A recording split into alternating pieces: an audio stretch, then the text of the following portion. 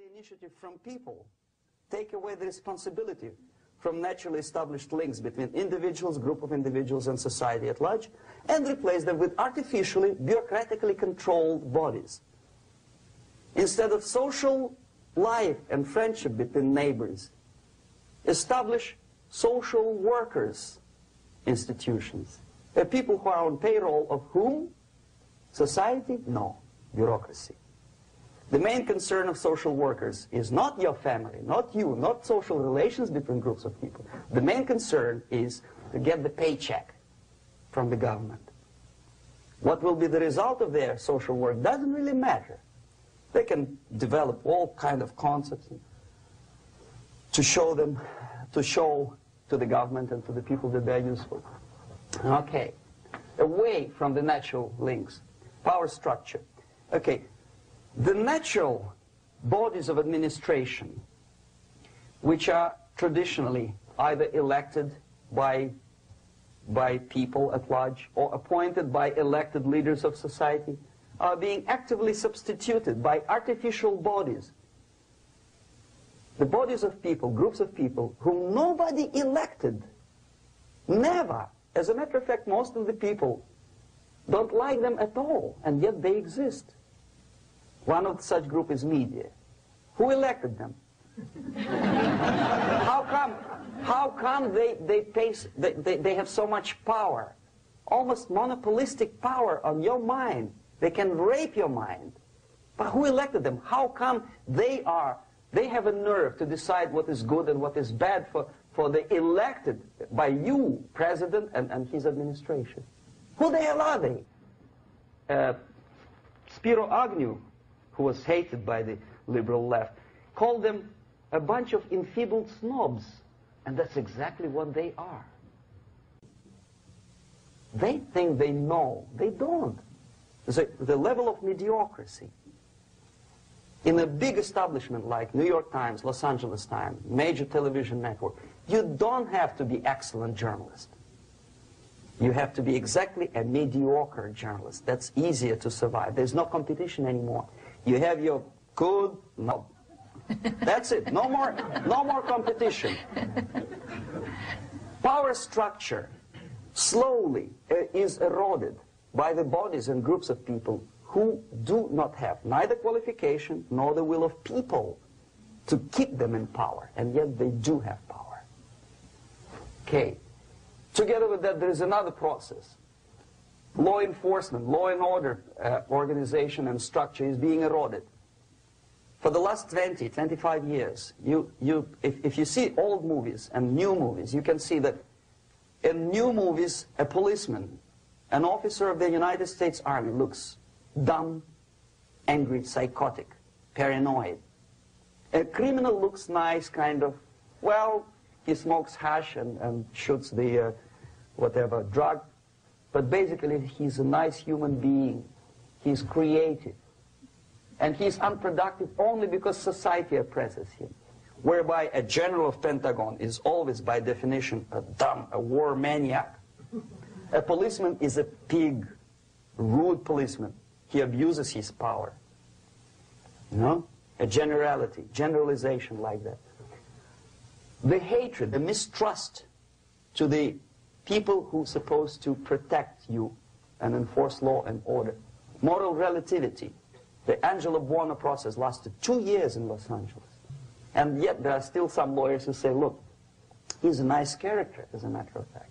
There was some witness who said, also a criminal, who said, well, he's a nice guy. I asked him one day to burn a house of my enemy, and he wouldn't do it. Nice fella. Erosion. A slow substitution of basic moral principles, whereby a criminal is not a criminal, actually. He's a defendant. Even if his guilt is proven, there is still a doubt to kill or not to kill, to be or not to be. Okay, labor relations. At this stage, within 15 to 20 years, we destroy the traditionally established links of bargaining between employer and employee. The classical Marxist-Leninist theory of natural exchange of goods.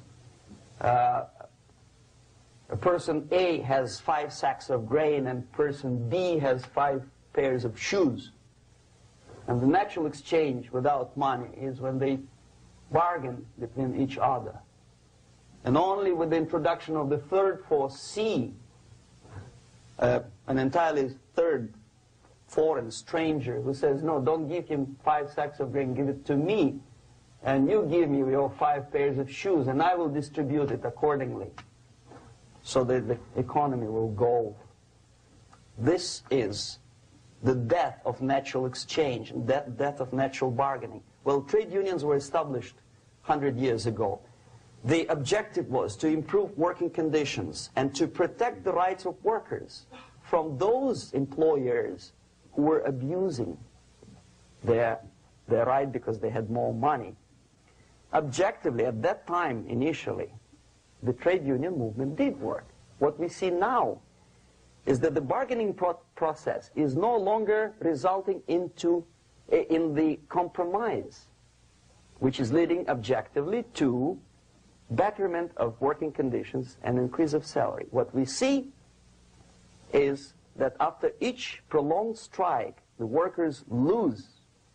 Even if they have 10% increase of their salaries, they cannot catch up due to inflation and due to missed time. More than that, millions of people suffer from that strike because economy now is interdependent. It's intertwined like one body. If previously steel workers, say 100 years ago, could strike and nobody would suffer, now it's impossible anymore. If a garbage collector strikes today, the rest of the multi-million city is stinking. I mean, there's no more service. In Quebec, for example, we had the electricians who were on strike in the middle of winter. You can freeze your bottom, and they still were on strike. Did they catch up with the salary? No, they lost. Who benefited? The leaders of trade unions. What is the motivation for strike? Improving a worker's condition? No, obviously it's not. Then what is it? Ideology. To prove to these capitalists. And the obedient horde of workers, like sheep, follow these people. And they cannot disobey. Why? Because if they do, you know what happens to them. Pickets, murders, shooting truck drivers by picketers. In Montreal, for example, I saw with my own eyes when I was correspondent of CBC International, Canadian Broadcasting Corporation, when the workers of aircraft factory destroyed computers and the equipment in the factory. And the administration employed strike breakers. Their cars were turned upside down and burned. Their houses were burned. Their kids were intimidated. And some victims were there. Of that you can be sure. Why? To improve conditions of workers? No. Ideology. Okay, so this is what happens basically. It may or may not happen without the help of the Soviet Union. But the natural tendencies are being greatly taken advantage of and capitalized by the Soviet propaganda systems. How? Whenever trade union strikes, we have influx of propaganda, mass media, ideological dissemination. The workers' right, and we repeat it like parrots. Yes, workers' right. Whose rights? Workers? No. The only freedom of worker to sell his labor according to his own desire and will is taken away from him. By whom? By trade union boss. Unlimited power is given. Responsibility. I want to sell my labor not for $2.50 an hour, but for $2. I don't have right. My freedom is denied to me. I know that if I sell my work for $2 an hour, not for $3 an hour, I will compete better with the other guy who is lazy and more greedy. I don't need $3. I need only $2. No, I was made to believe by media, by business, by advertising agencies that I need more and more and more. Have you ever heard any advertising on TV to consume less? No. No way. Whether you need a 6-cylinder car or not, you have to buy it. And hurry up. When I was driving here on the local radio station, An excited announcer said, "You hurry up, rush and save, save, save. There is a pantyhose sale. Save by buying more." See? Of course. It would be too naive to expect that KGB makes that advertising agency to do such a crazy commercial. No, of course not. But what we did when I was working for Novosti Press, we would snow plow editorial offices, student organizations, religious groups with literature of class struggle, if not directly Marxism-Leninism propaganda, then a propaganda of a legitimate aspirations of working class, betterment of life, equality, mind you. President Kennedy once said, we will make America to believe that people are born equal. Are people born equal? Is there any mentioning in the Bible or any other holy scripture in any religion, if you don't believe me, go to the library and check it, there is not a single word about equality. Just the opposite. By your deeds, God will judge you. What you do is important. The merit of your personality. You cannot legislate equality. If you want to be equal, you have to be equal. You have to deserve it. And yet we build our society on the principle of equality. We say people are equal. We know it is false. It's a lie. Some people are tall and stupid. Others are short, bold, and clever. If we make them equal by force, if we put the principle of equality in the basis of our socio-political structure, it's the same thing as building a house on sand. Sooner or later, it will collapse, and that's exactly what happens.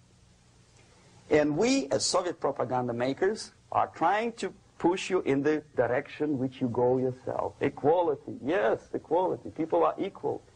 Land of equal opportunities. Is it true or not? Think about it. Equal opportunities. Should there be equal opportunities? For me, and for a lazy bastard who come here from some other country and immediately registers as a welfare recipient benefits?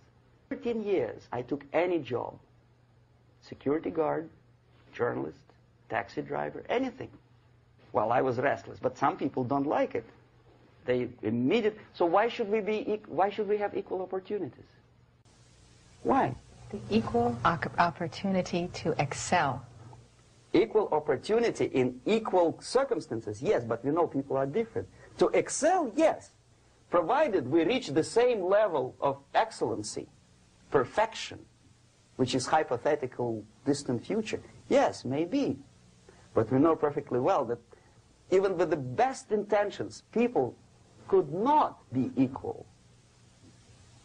Why should we have equality in the, say, legal system?